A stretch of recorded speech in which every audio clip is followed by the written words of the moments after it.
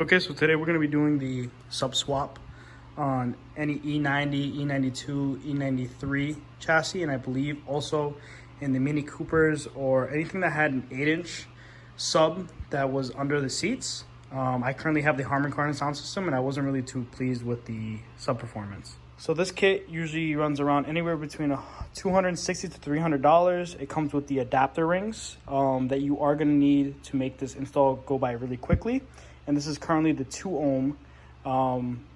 Just doing a little bit of research myself, I do know that if you're going to be using the stock amplifier, the Harmon kardon sound system, the business class, or just the bass, you are going to need to run the 4 ohm because that's what the stock ohm rating is. But because I'm running an aftermarket amplifier, I am going to be going up to 2 ohms so I can have a little bit better performance. And then this is a quick comparison of the SWS sub from Earthquake versus the factory one. As you can see, the magnet size on both sides is a little bit too small for my liking. And this one, you can really see that this is a huge voice coil in a really small package. This should get you anywhere between 20 to 30% better bass with the factory system. But if you're going to be running anything that's amplified, this kind of clips at high volume. I hope that these don't. We'll do a review later on in a different video. It's going to be the majority of the tools you're going to need. This does look like a lot, but I did include everything that you would ever need in case if you didn't have an impact gun or if you had different style of strippers. But for the most part, you're going to need something to cut the wires with, something to strip the wires with. Here's 2 different styles of strippers. These are automatic strippers, and then these are just regular traditional ones. A 10 millimeter, just in case you don't feel comfortable with working on the car while it has power to it. Just do remember that if you do disconnect the battery, you will not be able to move the seat back and forth to get to the bolts. So you need to do that after both seats are taken apart.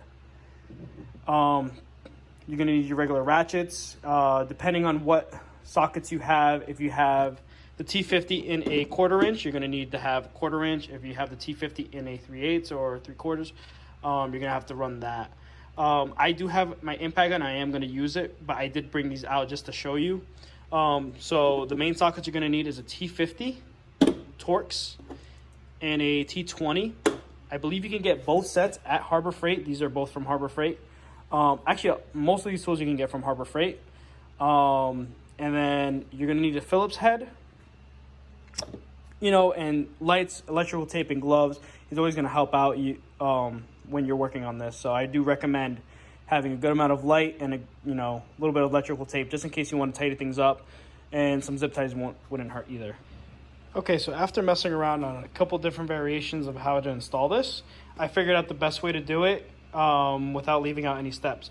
So what you're going to want to do first is keep the battery on, push all the seat all the way back, and then you're going to want to take your your T50, and just take out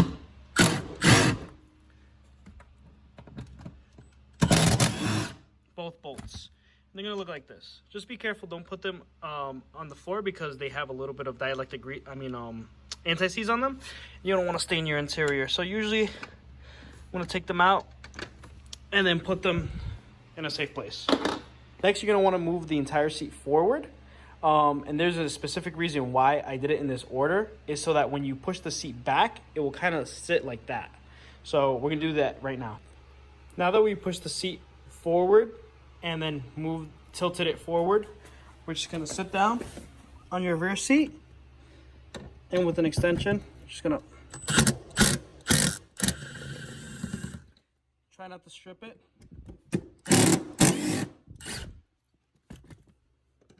Get both of them off, and the same story. These both have anti-seize on them from factory, so just make sure that you put them in a safe place, not get your interior dirty.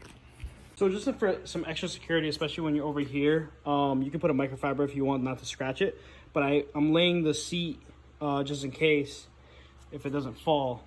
But if you come down here, you're gonna see the grill for the speaker. There's 6 screws. They're all Phillips, so you're just gonna need to unscrew them and then move it over, and then you can see the subwoofer on the bottom.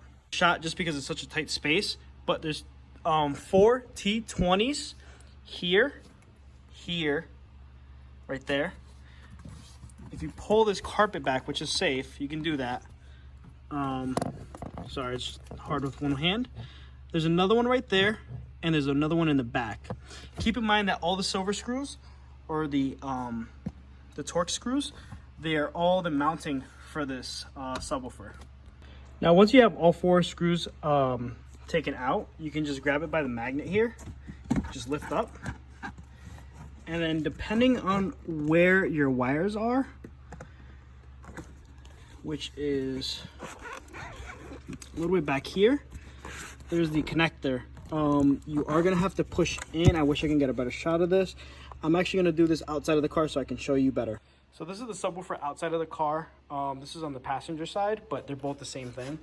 If you look at the connector, you just have to take your thumb and put in that little divot inwards and then out, and it comes out pretty easily. And then just for an example, just so you guys know, this is about how much of the connector I kept and I clipped off. And I know for the passenger side it is brown, white, and then red, blue. But over here, it is red, white, and then brown, yellow for the both subwoofers. So pretty much you're just gonna wanna clip it a good amount. That way, if you ever wanna revert back to stock, you can hit it with some butt connectors. Or you can solder it, do whatever you want. I'm gonna go ahead and I'm gonna actually start taking out the speakers and clip out the back as well.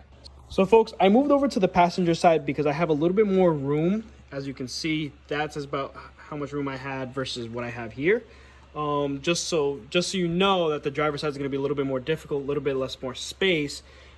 All the same, it's a very easy install. So what you're gonna do is once you have the speaker taken out with the 4 bolts, you are gonna have this empty hole, and now you're gonna go and get your spacer. The spacer is very crucial for this because you really need this to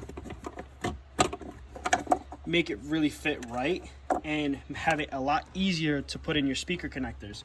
Now, I am not using the factory amplifier, so I have wire coming from a separate amplifier. But here, which the wires will lead all the way down to here, is your speaker wire for the subwoofers. Now the positive is going to be the red and blue, and the negative is going to be the brown and white. And you should have enough factory to be able to make that run. Now, a little disclaimer as well, you want to plug in the the subwoofer, or let me say, you should plug in the adapter first, then install the sub into it while putting the leads in behind it. Because once it's in here, you really don't have that much space to put in the leads. So I'm gonna go ahead and do that for you, and I'm gonna show you what it looks like. Positive, negative, and then the leads are just hanging there for me to put in the subwoofer after. You do not need to bolt this in. It bolts in with these factory screws. Okay, so now with the speaker adapters now plugged into the subwoofer, and you will notice that on the negative side it actually has a thinner connector than on the positive side. I will put on that boot before I put it back on. You do want to make sure that you do take you're very careful on making sure that everything is insulated, especially on these German cars. Everything is very sensitive with the electronics. So it might be a little bit of a pain for me, but pretty much you just have to maneuver the carpet around. It will fall in place and look like that, and you can just move around the cone just to get to the screw holes. But now you're just running in reverse. You're gonna put all 4 screws back, screw them in, and then unfortunately you're not going to be able to use the stock speaker baffle, just because of the fact that this has a lot more excursion. That means that the speaker can come up a lot more than the factory one. So you could end up either breaking the subwoofer or having really bad rattles. I clean my car every single week, so I'm gonna make sure that I vacuum out and blow this area out a lot more than I usually do. Okay, the speakers are now bolted in and the adapter is going nowhere and it's solidly mounted. The next thing you're going to want to do is actually just put the carpet back where you found it. So this overlaps here, this is pushed back here. It's going to be a lot better with actually 2 hands, but then you're going to want to do you're going to want to go and do the other side as well. just so you don't have to take off the seats a second time, just in case you miswired something or something like that.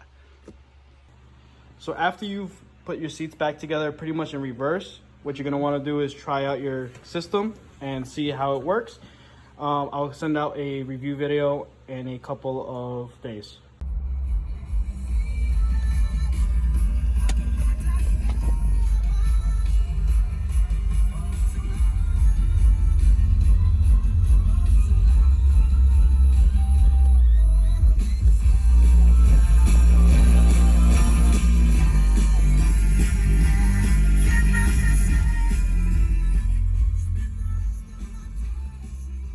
So after spending a couple days working with the system and just really fine-tuning it and making it sound really, really good, here are my conclusion thoughts. I honestly think that every single E90 needs to do this, or E92 or E93, whatever you have, anything that has the subs in them under the seats. It really makes the system sound 10 times better. Unfortunately, I don't know what it sounds like on the factory amplifier. I always had them amplified, but I do know that when I had just stock everything, it was absolutely, it wasn't what I expected it to be. I was coming from a Mini Cooper S that had the Harmon kardon sound system in it, and it was absolutely, number one, the best sound system I've ever owned and has been in so far. The only one that I could really think of better than that was maybe the Bang & Olufsen system inside of the newer A6s and the 5 Series.